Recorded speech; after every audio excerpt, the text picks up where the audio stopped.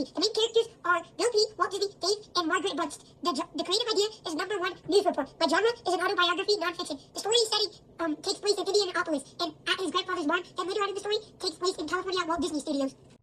Welcome to Owen's book report. So today I'm going to be trying to advertise to you Bill Peet, an autobiography. It's a really good book about Bill Peet. And so I'm going to be basically doing the summary. Hopefully you buy the book. It's a pretty good book. Alright, so it starts off with Bill Peet talking about how his dad went to war. And then he explains how he used to always love drawing back in the day. He would always draw back up in his attic. He would always go outside and play with the neighborhood kids. They would dress up in their favorite costumes and they would catch frogs, snakes, all types of stuff. But then he would always have to go to his grandpa's barn. And his grandpa, grandma, and aunties weren't that much of fun. They were always grumpy and stuff. But then, once he got into high school, that's when stuff all changed for him. He started getting bad grades. And somehow, he managed to pass the first year of high school, but then got held back because of all the doodles he did and not paying attention. But then, when he finally got out of high school, the Great Depression happened. And many people were in devastation. Many homeless and stuff like that. So, Bill Peet decided to go back to his hometown to find someone to give him ideas on what to do.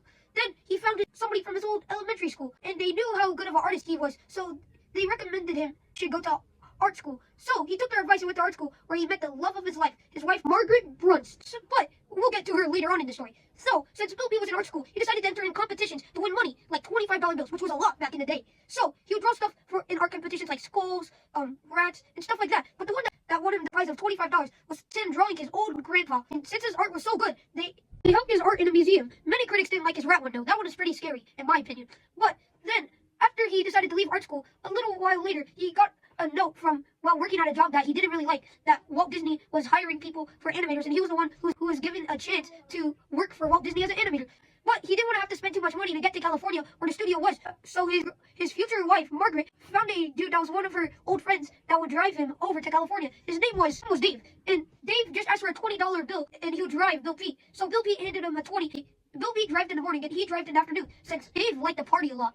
When Bill Peet finally got there, he befriended Dave, and Dave dropped him at Walt Disney Studio, where he was told to meet up at. He went to Annex to try out.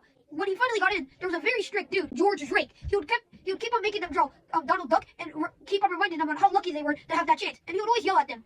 And eventually, Bill Peet was the final 3 that made it in. And Bill Peet, when he finally got in, was just in time for when they were making first animation film called Snow White. Many critics thought it would fail, but he wrote to his wife that he could make a lot of money from the job and that he made it in. So when it finally got to the day of the premiere of Snow White, everybody loved it in this year, including him, and he was just excited that he worked on that film. Although small animators were offered to try to make monsters for the new film Pinocchio for this place called Bogeyland. So Bill Peet drew his craziest ideas of monsters and sent it to Walt Disney. But when he didn't get a notification of anything for like a couple weeks, he decided that he probably wasn't going to work on Pinocchio. But then he was tired of drawing Donald Duck all the time, so he had a temper tantrum saying, "No more ducks!" Stomping out of the room while chanting that. But then, when he told his wife about it, his wife offered him to go to New York, but he realized he left his jacket out the office. So he grabbed his jacket, but saw an envelope. When he opened it, it turned out that his bogey monsters did make it in. And so he went to the board studio. So Bill Peet kept on drawing monsters for days and days. And then he met another supervisor named Al Geese. He was a very, very moody man who would always talk about how he hated Walt Disney and stuff like that.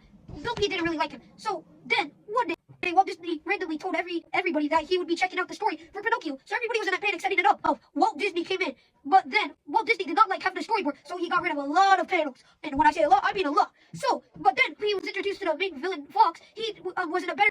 Then, after everybody getting to see a preview of the new Pinocchio film, Bill Peet was a little bit disappointed because his names were not in the credit, making him kind of sad. Walt Disney was constructing a new building and had groups of workers at a time see it. He was left to work on Dumbo, and one of the supervisors liked to get his work on Pinocchio. Since his newborn son was just born then, he had a lot of ideas and made a lot of stuff. So then, one day, he had to show it to Walt Disney, the big boss himself, and Walt Disney seemed to like it. Then, after the Pearl Harbor got bombed, Walt Disney decided to start making animations on how bad the Nazis were and propaganda.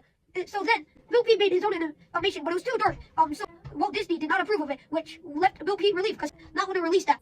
Then he worked on his first live action called Song of the South, which he made Brer Rabbit and the Fox.